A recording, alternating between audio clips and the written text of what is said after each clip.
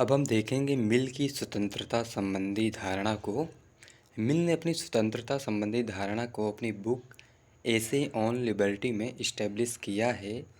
मिल ने स्वतंत्रता को दो पार्टों में डिवाइड किया है, विचार और अभिव्यक्ति की स्वतंत्रता और दूसरा कार्यों की स्वतंत्रता, यानी कि freedom of speech and expression और फ्रीडम ऑफ एक्शन।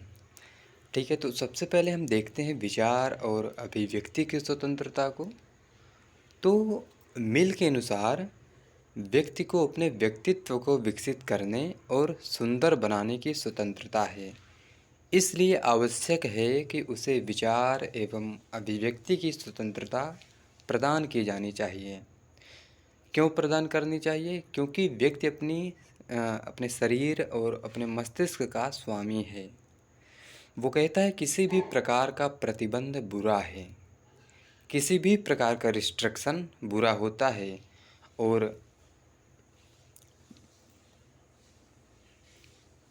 वो कहता है कि प्रतिबंध किस पर ना हो। तो पहला वो कहता है कि प्रतिबंध बोलने पर ना हो, लेकिन प्रतिबंध लगाता कौन है? तो वो कहता है प्रतिबंध जो होता है मेजॉरिटी, वो जो होती है, जो बहुमत में होते हैं लोग, वो लगाते हैं, समाज लगाता है, राज्य लगाता है। और समाज क्या लेकर चलता है? मान्यता, परंपरा, प्रथा को।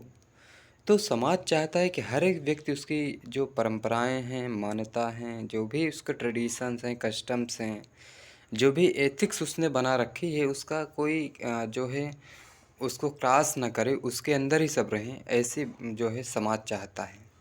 लेकिन मिल कहता है कि भाई हम हमारे बोलने पर किसी प्रकार का प्रतिबंध नहीं होना चाहिए। देखिए, होता ये है कि दुनिया में जितने भी समाज हैं, वो अपनी सोसाइटी को जो है सरवाइव करने के लिए, चलाने के लिए कुछ मैकेनिज़्म अपनाते हैं। उन मैकेनिज़्म में पहला होता है सोशलाइजेशन की व्यवस्था, और दूसरा है पनिशमेंट एंड अवॉर्ड के सिस्टम, यानी कि दंड और पुरस्कार की व्यवस्था। तो जैसे समाज में कोई भी नया बच्चा जन्म लिया तो उसको समाज के मूल्य सिखाना सोशलाइजेशन होता है, समाजीकरण। तो समाजीकरण के माध्यम से वो समाज के मूल्य को उस बच्चे के मस्तिष्क में फिट किया जाता है। लेकिन अगर कोई बच्चा उस संस्कार या फिर उस संस्कृति, जो भी मान्यता उसके अंदर डाला गया, उसका विद्रोह करता है और नहीं मानता, तो उसके लिए फिर होता है दंड की व्यवस्था, पनिशमेंट दी जाती है, उसे उसे जेल में डाल दिया जाएगा। और एक दूसरा होता है पुरस्कार। अगर कोई जो बच्चा है, अगर उस सिस्टम के अनुसार ही बहुत अच्छा कार्य कर रहा है, तो सोसाइटी क्या करेगी? उसे पुरस्कार देगी। लेकिन ये ध्यान रखना चाहिए कि हर एक पुरस्कार प्राप्त करने वाला व्यक्ति, जो भी व्यक्ति हो, ज़रूरी नहीं कि वो बहुत ही अच्छा हो, और हर एक व्यक्ति जो दंड पा रहा है, ज़रूरी नहीं कि वो बुरा ही हो। क्योंकि पनिशमेंट तो सुकरात ने भी पाया था अपने सिस्टम में, जब उसे विष का प्याला दिया गया था। उस समय की जो मेजॉरिटी थी उसे मृत्यु दंड दिया था। लेकिन सुकरात जब फिलॉसफी में हम सुकरात को पढ़ते हैं तो पढ़ के लगता है कि सुकरात जैसा कोई जो है व्यक्ति ही नहीं था, इतना जो है ज़बरदस्त बात वो करता है।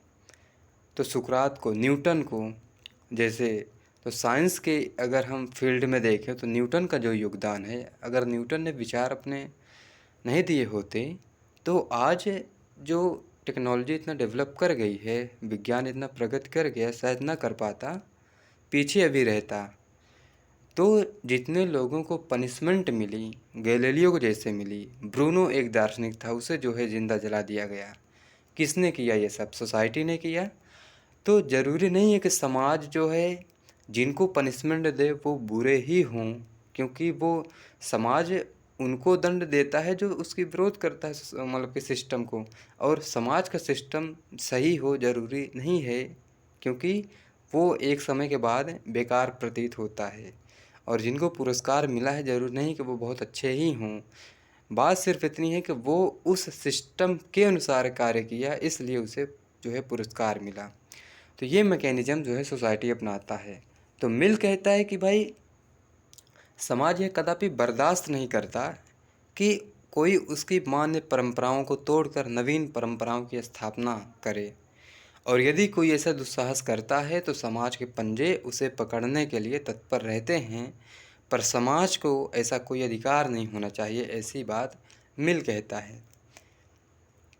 तो व्यक्ति जो बोलना चाहे, अपना जो जो भी वो सोचता है अगर बोलता है, तो उस पर किसी भी प्रकार का सोसाइटी या वे स्टेट का रिस्ट्रिक्शन नहीं होना चाहिए, ऐसी बात मिल करता है।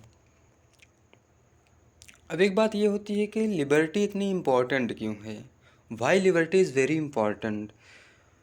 तो एक तो ये है कि व्यक्ति अपने शरीर और आत्मा का या मस्तिष्क का स्वामी है, ठीक है, और इसी से व्यक्ति के व्यक्तित्व का विकास होता है। भाई अपने मस्तिष्क और शरीर का स्वामी है, आत्मा का स्वामी है, तो वो अपने अनुसार जब काम करता है तो वो उसके पर्सनालिटी का डेवलपमेंट होता है। और जब व्यक्ति के व्यक्तित्व का विकास होगा तो समाज का विकास अपने आप हो जाएगा, क्योंकि समाज किनसे मिलकर बनता है, व्यक्तियों से। और हर एक व्यक्ति का अगर जो पर्सनालिटी डेवलप हो जाएगी तो सोसाइटी ऑटोमेटिक डेवलप कर जाएगी। यही बात तो कह रहा है ये। अब पर्सनालिटी के डेवलपमेंट का क्या मतलब है, व्यक्तित्व के विकास का मतलब क्या होना चाहिए, तो वो कहता है कि सेल्फ रियलाइजेशन या आत्म साक्षात्कार जिसे हम कहते हैं, अर्थात स्वयं को जानना। हम हमेशा जो है कहते रहते हैं कि हम ये जानते हैं, वो जानते हैं, हम उसको जानते हैं कि ऐसा है वैसा है, लेकिन हम कभी सोचते हैं कि हम अपने को जानते हैं। फिलॉसफी में एक बहुत ही खतरनाक गहरा प्रश्न है कि तुम कौन हो। आप अपने से पूछिए कि आप कौन हैं। आपका जो नाम है आप वो हैं, या आपको जिस सोसाइटी में आपने जन्म लिया, जिस बैकग्राउंड में हैं आप वो हैं। आप जिस संप्रदाय, जिस जाति, जिस धर्म में जन्म लिए, कि आप वो हैं। अगर आप वो हैं तो फिर आप नहीं हैं, वो कोई और है। अगर आपको अपने को जानना है तो इन सब बाउंडरों को दूर हटाकर सेल्फ रियलाइजेशन करना होगा, तभी आप अपने को जान पाएंगे। और जब आप अपने को जान पाएंगे तभी आपके नैतिकता का विकास होगा, समुदाय की भलाई की बात आप करेंगे, जैसे कि जीसस ने किया, स्वामी महावीर ने किया, महात्मा बुद्ध ने किया, हज़रत मूसा ने किया। इन सब ने क्या किया, सेल्फ रियलाइजेशन किया और एक मोरल फिलॉसफी दे गए जो आज भी चलती है। इसलिए मिल कहता है कि हर एक व्यक्ति अपने मस्तिष्क और शरीर का स्वामी है, और उसे अपने व्यक्तित्व का विकास करने का पूर्ण अधिकार होना चाहिए। और जब उसके व्यक्तित्व का विकास हो जाएगा तो समाज का विकास होगा, क्योंकि बुद्ध ने जो फिलॉसफी, जीसस ने या फिर महावीर ने जो फिलॉसफी दी, उससे जो है समाज में नए नए मूल्यों का विकास हुआ है, ऐसी बात मिल कहता है। तो यहाँ एग्ज़ाम्पल जो हिस्टोरिकल एग्ज़ाम्पल मिलने दिया है कि जो समाज होता है, बहुमत होता है, वो क्या करता है कि अपने जो निरंकुशता होता है उसका प्रयोग करता है। जैसे कि जीसस, सुकरात, अरस्तु, इन सबको मृत्यु जो मिली है वो बहुजनों द्वारा दिया गया है। यह बहुजनों का मतलब कोई पार्टी नहीं है, बहुजनों का मतलब जो लोग बहुमत में थे, जो लोग बहुत सारे थे, और ये लोग अकेले 2 लोग थे, तो इनको जो है ये पनिशमेंट दिए हैं। तो कहता है इसीलिए जो है आज़ादी हमें बहुमत की निरंकुशता से बचाती है, और आज़ादी से नैतिकता का विकास होता है, ऐसी बात जो है मिल कहता है। तो हमें इस बात को बहुत ही अच्छे से देखना चाहिए। अब वो जो अपनी पहली प्रकार की आज़ादी बताता है, विचार और अभिव्यक्ति की जो आज़ादी है, उसको वो बोलता है एब्सोल्यूट लिबर्टी है वो, यानी कि निरपेक्ष का मतलब उस पर किसी भी प्रकार का रिस्ट्रिक्शन या प्रतिबंध नहीं होना चाहिए, वो एब्सोल्यूट है। मिल का मानना है कि वाक और अभिव्यक्ति की स्वतंत्रता हेतु योग्यता की उत्तरजीविता यानी कि सर्वाइवल ऑफ फिटेस्ट का सिद्धांत लागू होना चाहिए। अर्थात बातों में जो बात सबसे मजबूत होगी वह खुद ही बाहर आ जाएगी। इसलिए यदि संपूर्ण समाज एक ओर हो और व्यक्ति अकेला दूसरी ओर हो, तो भी उस व्यक्ति को व्यक्त करने की स्वतंत्रता होनी चाहिए, ऐसी बात वो कहता है। तो क्योंकि उसका एक कथन भी है कि यदि एक व्यक्ति के अतिरिक्त संपूर्ण मानव जाति एक मत हो जाए तो भी मानव जाति को उसे जबरदस्ती चुप करने का उसी प्रकार अधिकार नहीं है जिस प्रकार यदि वह शक्ति प्राप्त होता तो उसे मानव जाति को चुप करने का अधिकार नहीं था। तो यदि उसके पास पावर होती, जैसे एक किंग होता था, तानाशाह होता है, ये सब होते हैं, तो कोई भी मेजॉरिटी इनको चुप कराने नहीं जाती। यही मिल तर्क दे रहा है कि अगर एक व्यक्ति समाज में अकेला हो तो भी उसको किसी भी प्रकार का चुप कराने का अधिकार नहीं होना चाहिए, जैसे कि हम इन लोगों को नहीं चुप करने या चुप कराते, ऐसी बात वो करता है। उसने कहा कि यदि कोई व्यक्ति झूठ बोल रहा है तो भी उसे न रोका जाए, क्योंकि सत्य ज़्यादा प्रभावशाली बनकर उभरेगा, और यदि किसी व्यक्ति को इस आधार पर नहीं बोलने दिया गया तो हमने पूरी सभ्यता को सत्य से वंचित कर दिया, क्योंकि सत्य पर किसी का विशेषाधिकार नहीं है। तो ये आप अंडरलाइन यहाँ करिए, सत्य पर किसी का विशेषाधिकार नहीं है। देखिए होता क्या है कि प्रत्येक व्यक्ति यह दावा करने लगता है कि सत्य वही जानता है, इसलिए वह दूसरों को बोलने से मना करता है, क्योंकि वह कहता है कि सत्य मैं जानता हूँ, तुम नहीं, इसलिए तुम वही करो जो मैं कह रहा। मतलब ये है कि हम अगर ये काम नहीं कर पाए तो हम सोचते हैं कि बस हम नहीं कर पाए तो कोई और नहीं कर पाएगा, और हम दूसरों को जो है सलाह देने लगते हैं कि भाई आप भी ऐसा ना करिए क्योंकि हमने नहीं कर पाया। तो आपकी योग्यता कुछ है, आप अपनी योग्यता के अनुसार दूसरे की योग्यता क्यों मापते हैं? सत्य पर एक व्यक्ति का विशेषाधिकार तो नहीं है ना, सत्य तो अपना अपना सबका है। तो होता यही है सोसाइटी में कि हर एक व्यक्ति जो है रिस्ट्रिक्शन बोलने लगता है कि भैया ऐसा कर, अच्छा अच्छा ऐसा करो तो सही नहीं है, ऐसा करो तो सही हो जाएगा, जैसे इनको सब पता ही हो। मिल यही कहता है कि ये बकवास की बात है, ऐसा नहीं होना चाहिए। भाई सत्य पर किसी व्यक्ति का विशेषाधिकार तो नहीं है। आपके अनुसार सत्य कुछ और है, कोई दूसरा कोई और सत्य देख रहा है तो उसको देखने दीजिए। आप अपना देखिए, वो अपना देखिए, और सब जो है लिबर्टी का प्रयोग करिए और बेहतर जो अपनी पर्सनालिटी को डेवलप करिए, यही तो कह रहा है वो। तो सत्य क्या है, इस पर वो कहता है सत्य सबका अपना अपना है, और यही फिलॉसफी पोस्ट मॉडर्निज्म की है। हम एंशेंट पढ़ते हैं, मिडवल पढ़ते हैं, मॉडर्न पढ़ते हैं, मॉडर्न के बाद एक और फिलॉसफी है पोस्ट मॉडर्न, यानी कि पोस्ट मॉडर्निज्म, जब 21वीं शताब्दी की जो फिलॉसफी है। तो पोस्ट मॉडर्निज्म की फिलॉसफी है कि सत्य पर किसी व्यक्ति का विशेषाधिकार नहीं है, सबका अपना अपना है। तो कोई व्यक्ति कुछ कर रहा है तो उसे करने दीजिए, आपको कुछ अच्छा लग रहा तो आप करिए, इसलिए कोई किसी पर रिस्ट्रिक्शन नहीं लगाएगा, ऐसी बात ये करता है। तो मिल भी ऐसी बात करता है। इसलिए मिल ने कहा कि सत्य को निर्धारित करने का केवल एक तरीका है। भाई अगर सत्य सबका अलग अलग है, अपना अपना है, तो सत्य कैसे निर्धारित होगा? कोई मापक यंत्र तो है नहीं कि हम उसमें डालें सत्य को, मतलब बातों को, और पता चल जाए कि ये बात तो सत्य है, ऐसा तो होगा नहीं। तो उसने कहा कि क्या तरीका है, कैसे हम पता लगाएं कि ये बात सत्य है? तो उसने कहा कि विचारों के बीच संघर्ष को बढ़ावा देना चाहिए।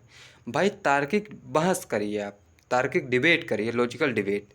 तो जब दो व्यक्ति मिलकर जो है डिबेट करेंगे और बात अपनी अपनी रखेंगे, तो उस तार्किक बहस में ही जो बात मजबूती के साथ होगी, जिस विचार में सत्य होगा, वो खुद ही निकल कर सामने आ जाएगी। इसलिए सत्य को हमें जानने के लिए या निर्धारित करने के लिए विचारों के बीच जो है संघर्ष को बढ़ावा देना चाहिए, ऐसी बात वो कहता है। क्योंकि तर्क बुद्धि से सत्य की परख होती है। भाई अगर हम लॉजिकल डिबेट करते हैं तो उससे जो है सत्य की परख होती है, ज्ञान का विकास होता है, और मिथ्या एवं अंधविश्वासपूर्ण परंपराओं का पतन होता है। तो जो भी परंपराएं हैं उनका पतन होता है इससे, ऐसी बात वो करता है।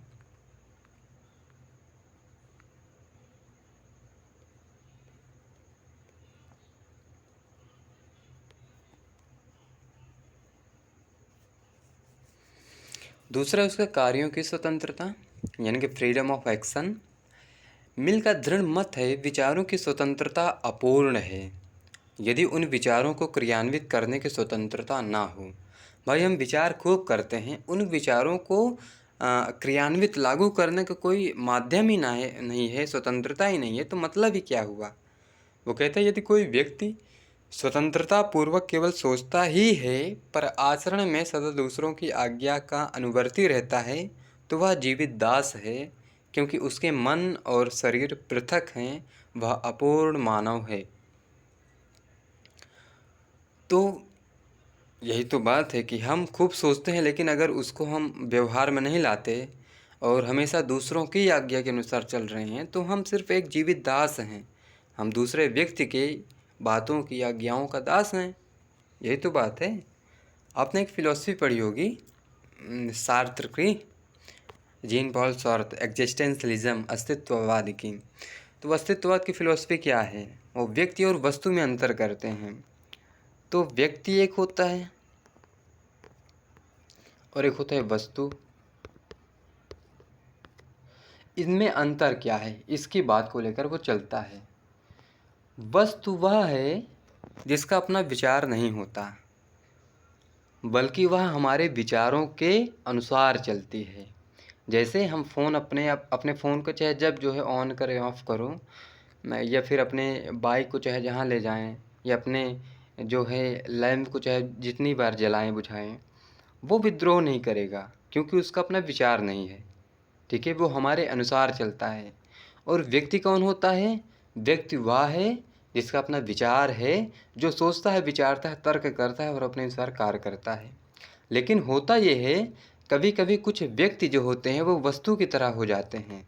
उनका ना तो कोई विचार होता है और ना ही कोई उनके अंदर जो है अपने पर्सनालिटी को डेवलप करने का जो है कोई विशेष प्रकार की रुचि होती है, बल्कि वो वस्तु की भांति उपयोग किए जाते हैं। समाज का कोई दूसरा व्यक्ति कहेगा ये करो तो वो करने लगेंगे, कहेंगे ये करो तो वो करने लगेंगे। इनका कुछ विचार ही नहीं होता, ये वस्तु है, कुल मिलाकर इस सोसाइटी के वस्तु हैं और कुछ नहीं, इनका अस्तित्व ही नहीं है। ऐसी बात अस्तित्ववाद कहता है। तो सोसाइटी ने कह दिया आप इस जाति के हैं तो आप इस तरह रहेंगे, तो मान के बैठे हैं हाँ भैया हम इस जाति के हैं। हाँ, सोसाइटी ने कह दिया आप इस धर्म के हैं तो आपको इस तरह की परंपराएं माननी चाहिए, तो ये मान के बैठे हैं कि अच्छा हाँ ऐसी होनी चाहिए। सोसाइटी ने कह दिया आप इस संप्रदाय के हैं, आप इस भाषा के हैं, आप तो पुरुष हैं, पुरुषों को ऐसा होना चाहिए, स्त्रियों को ऐसा होना चाहिए। तो पुरुष भी और स्त्री भी, जो महिलाएं हैं, पुरुष भी अपने अपने जो है लेकर बैठे हैं, क्योंकि सोसाइटी ने उन्हें सिखा कर रखा है कि आप ऐसे करिए। तो वो एक्चुअली में व्यक्ति नहीं है, उनका विचार नहीं है, वो कुल मिलाकर वस्तु हैं, क्योंकि उनका विचार उनका है ही नहीं, किसी दूसरे का है। जब हम किसी दूसरे के अनुसार चलते हैं तो वो हम नहीं होते, कोई और होता है। और वो कौन होता है, सोसाइटी होती है, कोई दूसरा व्यक्ति होता है, कोई दूसरा विचार होता है, परंपरा या प्रथा होती है, हम नहीं होते हैं। तो मिल यही कह रहा है कि हम जो है एक जीवित दास हैं कुल मिलाकर, अगर ऐसी बात है। तो वो कहता है अगर हम खूब सोचते हैं, विचारते हैं, लेकिन अगर हम उसको इस्टेब्लिश नहीं करते, हम जो है उसका आचरण नहीं करते और दूसरे की आज्ञा के अनुसार चलते हैं, तो हम कुल मिलाकर दास हैं, हमें मनुष्य न कहिए। ऐसी बात वो कहता है। वो कहता है सोचने, समझने, बोलने और कार्य करने की स्वतंत्रता एक ही प्रधान तत्व के सोपान हैं। यानी कि सोचना और समझना और फिर जो है बोलना और कार्य करने की स्वतंत्रता एक ही प्रधान तत्व के सोपान हैं। इनमें से किसी की उपेक्षा नहीं की जा सकती। स्वतंत्र कार्य के अभाव में स्वतंत्र चिंतन वैसा ही है जैसा कि पक्षी उड़ना तो चाहता है पर उसके पंख उड़ने नहीं देते या उड़ते नहीं। तो अगर हम स्वतंत्र चिंतन करते हैं और उसी प्रकार स्वतंत्र कार्य नहीं कर पाते, तो हम कुल मिलाकर हाँ ऐसा है कि मतलब कि हम उड़ना तो चाहते हैं लेकिन हमारे पास पंख ही नहीं है, ऐसी बात हो जाएगी। तो मिल ने कहता है कि जिस प्रकार मानव के दो पहलू हैं, मानव जीवन के दो पहलू हैं, एक तो व्यक्तिगत यानी कि उसका पर्सनल चीज़ है और दूसरा है सामाजिक, क्योंकि उसकी व्यक्तिगत चीज़ें भी है और समाज में रहता है तो सामाजिक चीज़ें भी। तो वो कहता है स्वतंत्रता भी दो प्रकार की है। वो कहता है स्वतंत्रता भी दो प्रकार की है।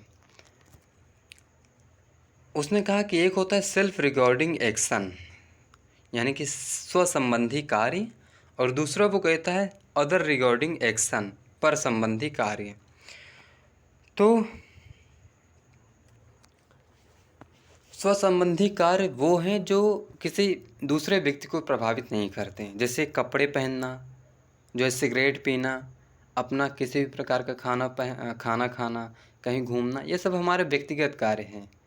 तो ये है सेल्फ रिगार्डिंग एक्शन। ये हमें जो है किसी भी प्रकार का प्रतिबंध इस पर नहीं होना चाहिए, ऐसी बात जो है मिल कहता है।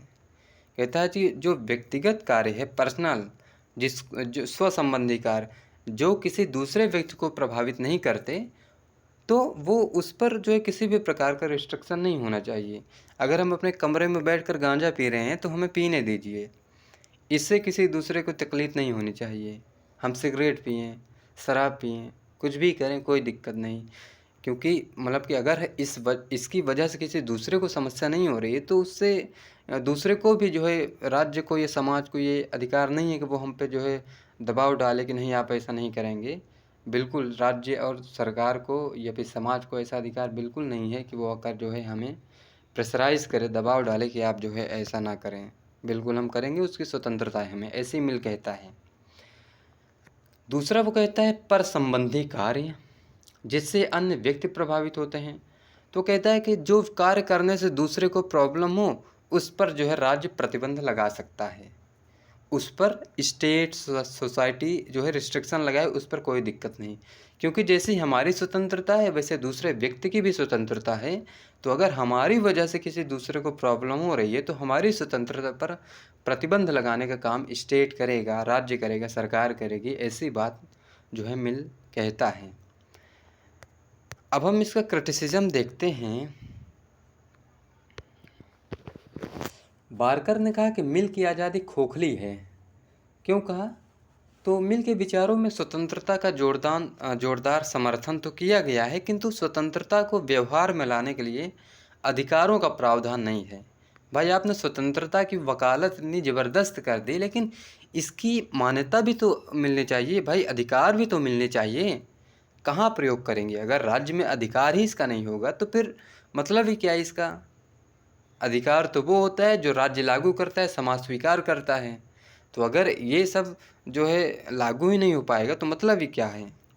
लॉक ने प्राकृतिक अधिकारों व बेंथम ने कानूनी अधिकारों का विचार दिया, जबकि मिल ने इसमें से कोई नहीं दिया या कोई अधिकार नहीं स्वीकार किया। लॉक ने क्या किया?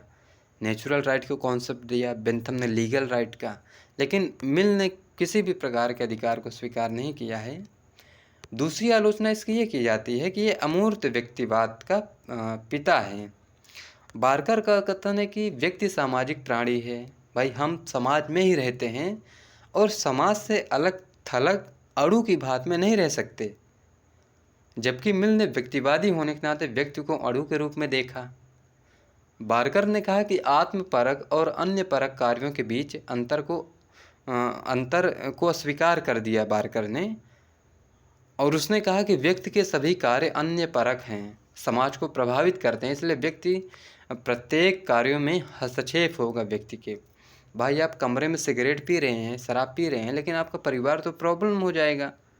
आप समझ रहे हैं? आप जाकर जो है सिगरेट पी रहे हैं, गांजा पी रहे हैं, रूम में किसी को तकलीफ़ नहीं हो रही, लेकिन इनडायरेक्टली आपको परिवार को आपकी समस्या हो रही है, क्योंकि आपकी बीवी होंगे, बच्चे होंगे। आप जो है नशे करके जाएंगे और फिर उन पर बरसेंगे, ये भी तो हो सकता है। तो कोई भी आपका कार्य जो है व्यक्तिगत नहीं होता, स्वपरक नहीं हो सकता, अन्य परक ही होता है। इसलिए प्रत्येक कार्यों में हस्तक्षेप होना चाहिए, ऐसी बात बारकर कहता है। ठीक है। मिल के संदर्भ में स्वतंत्रता के संदर्भ में पुल का उदाहरण जो है मिल ने दिया है, तो उस पर भी क्रिटिसिज्म होता है। मिल ने क्या कहा कि स्वतंत्रता जो है प्रतिबंधों का अभाव है, और स्वतंत्रता को परिभाषित करते हुए वो कहता है कि व्यक्ति के द्वारा अपने इच्छा अनुसार कार्यों का संपादन ही स्वतंत्रता है। लेकिन मिल ने माना कि यदि दूसरे व्यक्ति को हमारी इच्छा का बेहतर ज्ञान है तो उसके अनुसार कार्य करना स्वतंत्रता है। देखिए अभी मिल क्या कह रहे थे कि भाई सत्य पर किसी व्यक्ति के विशेषाधिकार नहीं है। भाई आपके लिए सत्य ये है तो आप मानिए, लेकिन हमारे लिए अगर ये है, दूसरा कोई है, तो हम मानेंगे इस पर जो है किसी भी प्रकार का प्रतिबंध नहीं होता। लेकिन यहाँ क्या कह रहे हैं कि अगर हमारी इच्छा का किसी दूसरे व्यक्ति को बेहतर ज्ञान है तो उसके अनुसार कार्य करना स्वतंत्रता है। ये तो अपने आप में कॉन्ट्रोडिक्शन, अंतर विरोध दिखता है कि भाई दूसरे को हमसे बेहतर जो है ज्ञान कैसे हो सकता है, ये भी तो प्रश्न है। तो यही आलोचक कहते हैं कि इस विचार से मिल ने स्वतंत्रता का दमन कर दिया। वकालत तो बहुत अच्छी उसने करी, लेकिन लास्ट में लाकर जो है इसको रूसो के विचार जैसा बना दिया। मिल का विचार रूसो की भांत हो गया, क्योंकि रूसो ने कहा था कि जिन व्यक्तियों को अपनी सही इच्छा का ज्ञान नहीं है उसे अपने इच्छा के अनुसार कार्य करने के लिए विवश किया जाएगा। तो रूसो ने क्या किया था, एक सामान्य इच्छा का कॉन्सेप्ट दिया था और वास्तविक और यथार्थ इच्छा के कॉन्सेप्ट को दिया। तो उसने इच्छा को दो पार्टों में डिवाइड किया, एक होता है वास्तविक, एक होता है जो है जिसे हम आदर्श कहते हैं और यथार्थ कहते हैं। तो वो कहता है कि जो हमारी आदर्श इच्छा है उसके अनुसार कार्य करना ही स्वतंत्रता है, और समाज के अधिकतर लोग जो है वास्तविक इच्छा से प्रभावित होते हैं। वास्तविक इच्छा क्या है, स्वार्थ वाली, अपने स्वार्थ की पूर्ति करो और समाज जितने हो सके उतना इकट्ठा कर लो, ये है स्वार्थ वाली जो है वास्तविक इच्छा। आदर्श वाली इच्छा सहयोग की है, भलाई की है, और इसी इच्छा के अनुसार कार्य करना जो है स्वतंत्रता है। रूसो ऐसा कहता था। इसलिए हर एक व्यक्ति को आदर्श इच्छा के अनुसार कार्य करने के लिए विवश किया जाएगा, ऐसी बात रूसो ने कही थी। और मिल भी यही कह रहा है कि हमसे बेहतर अगर किसी दूसरे व्यक्ति को हमारी इच्छा का बेहतर ज्ञान है तो भैया उनके अनुसार कार्य करना जो है स्वतंत्रता है। ये तो पूरा दमन ही कर दिया। तो ये रही मिल के स्वतंत्रता संबंधी विचारों की आलोचना। Thank you.